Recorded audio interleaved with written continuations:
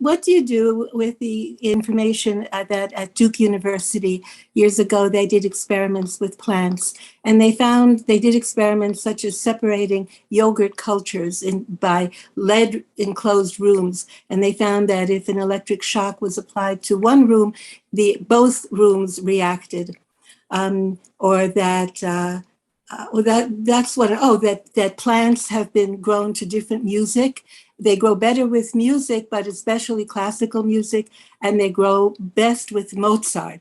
How do you explain things like that? Or that when somebody came into a room and a particular man came into the room full of plants and they set a flame under one and burned the leaf. Were electronic skin response meters applied to all these plants.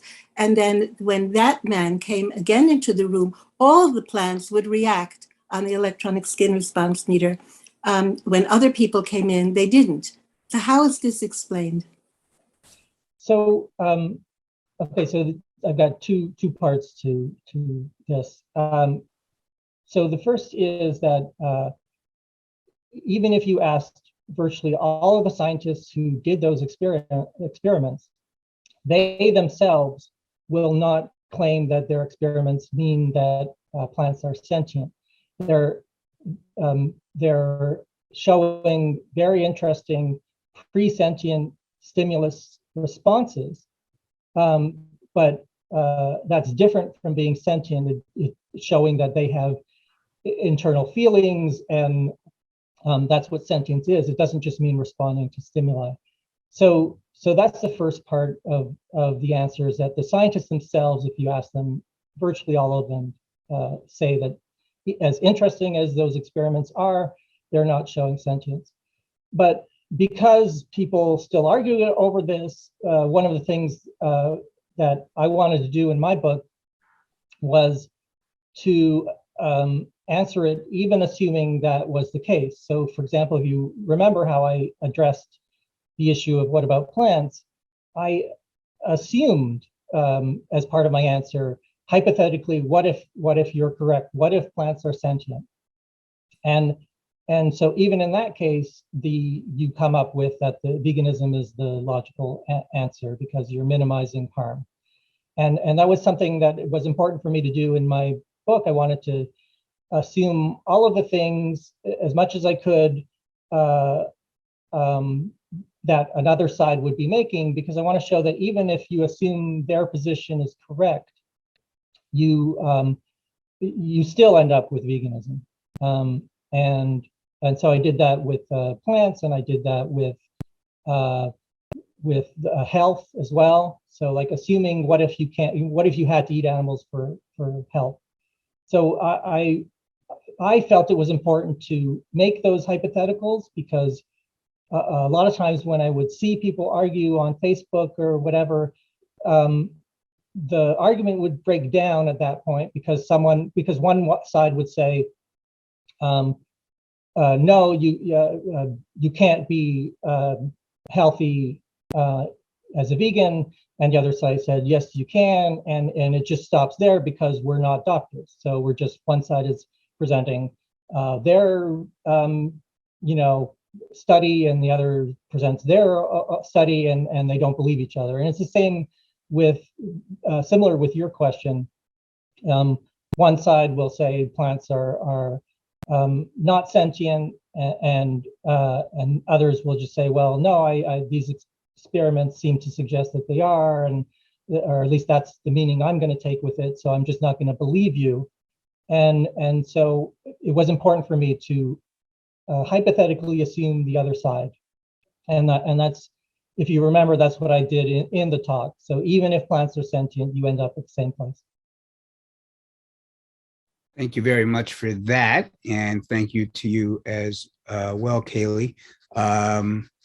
So I've got a question for you, and that is, I guess, if someone wants to end the mistreatment of animals, how much does it really help if they just stop eating all animal products? Some people say, well, what difference does that make if they're only one person? What are your thoughts on that? Yeah. So,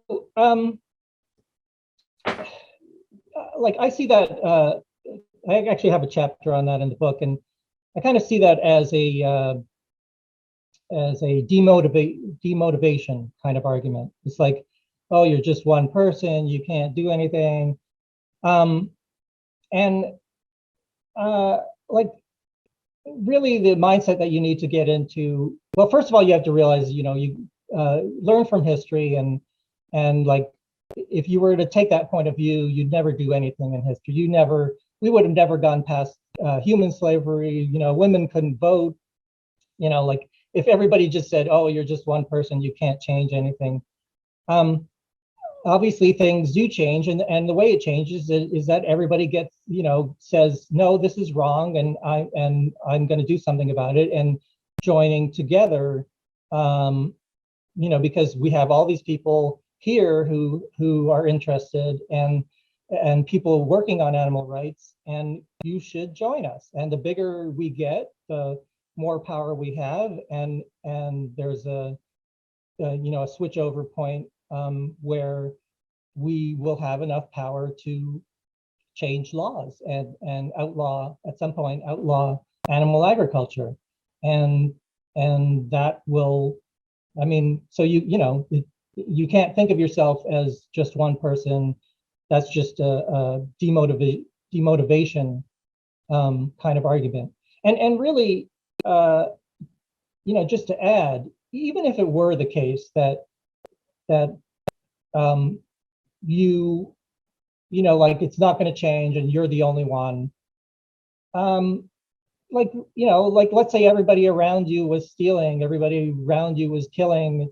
It's like, at some point, follow your values, and you're not just because everybody else does it doesn't mean you should too. So follow your values and join together so that you can make systemic change. And that's what the animal rights movement is.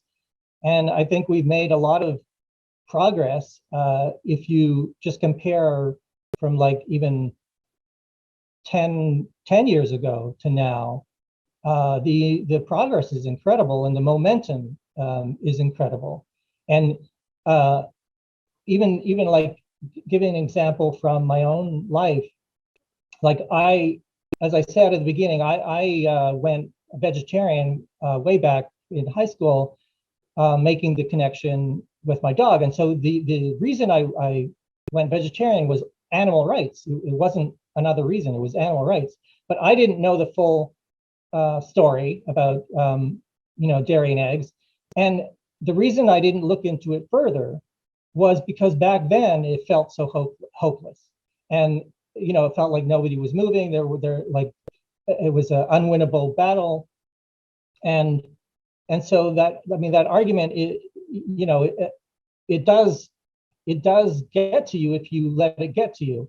And it wasn't until kind of I did start to see momentum that I said, oh wow, this actually might be a winnable battle. More people are getting involved, and I want to be a part of this. And so then that's actually what started it all. And then I went vegan, and then I was interested in animal rights, and that's why I wrote my book, and that's why I'll support vegan causes and the animal rights causes. So yeah, that's the thing. It's just, don't let that argument get to you, because it's meant to get to you. It's meant for you to do nothing when you should be doing something.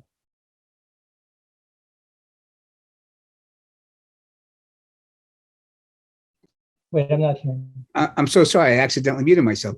Yeah. Really appreciate everything you just said there. And I guess I have another question for you, and that is, does lab-grown meat end our problem of hurting animals? Does it end our problem of destroying the environment?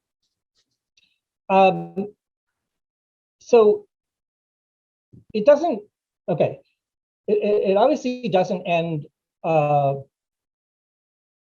okay. First, I should say, I'm going to assume here that at some point they're going to solve, if they haven't already, taking the animal completely out of the equation, because I'm not sure exactly where the science is right now, as to whether it's just close and they're still not fully there yet, or whether they are fully there and just haven't gotten gotten it to scale yet. But let's assume that they solve the scientific issues and get the animal completely out of the equation, other than just the initial cell line. So let's assume that. Then, while of course it doesn't solve all of animal rights issues, because obviously obviously doesn't solve zoos, and it doesn't solve animal testing, it doesn't solve circuses or whatever, like there are still other issues. But those other issues, if you actually run the numbers, most of animal exploitation and slaughter, the vast, vast, vast majority is eating animals.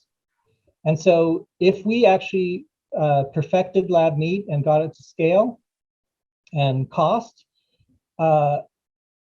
while I'm sure some people, a lot of people would still have initial misgivings, and they would still, buy into arguments about natural, as if there's anything natural from killing an animal.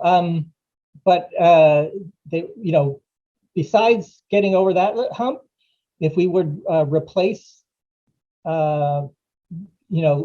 get lab meat in place of meat, it would go like 99% of the way there, just with that. And I would then assume, I would feel very confidently saying that the rest of it would then get taken care of, because that's what's really stopping, in my opinion, the views of animal rights, the animal rights ideas getting into the mainstream, is because people aren't yet ready for themselves to give up eating animals, and until they are, they're going to push back on the idea of animal rights. And once that's gone, once that's off the table, they're not affected by these other things, and then they're going to say, yes, of course there should be animal rights. So yeah, I personally think that if they, assuming the science gets there and they get it to scale, and that's an open question. I've heard other people argue that they can't for various reasons, but assuming they can, yes, I do think it gets us most of the way there, and I think it probably helps us finish off the whole, getting the entire animal rights ideas into the mainstream.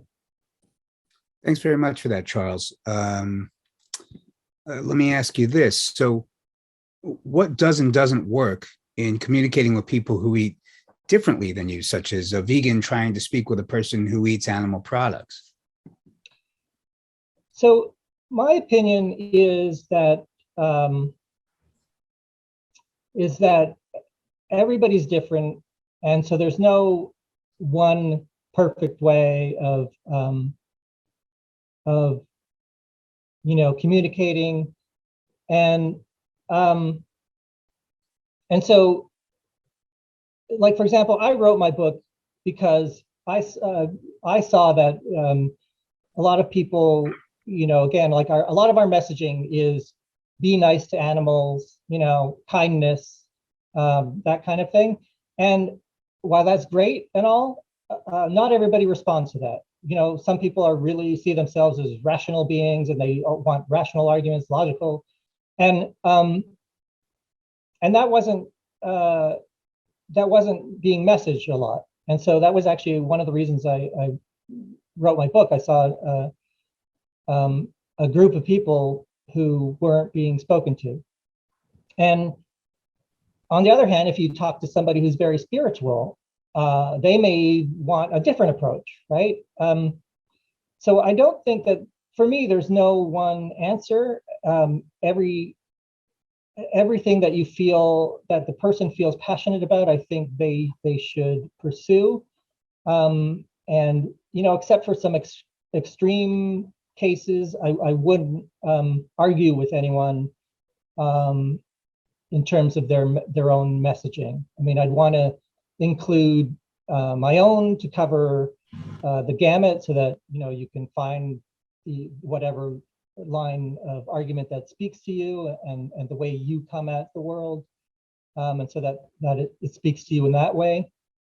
but I wouldn't rule out, except for some extreme cases. I wouldn't.